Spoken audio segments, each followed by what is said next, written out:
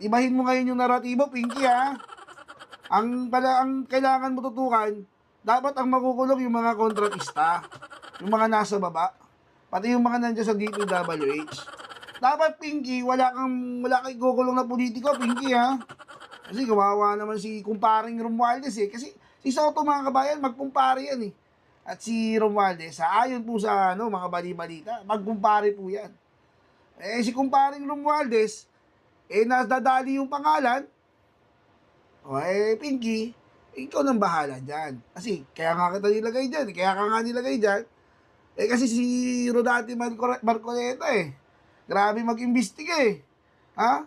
Nagdadamay ng mga politiko, Dapat walang politikong makukulong, Pinky.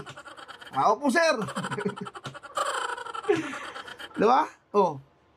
Nagkausap na pala na i-reject yung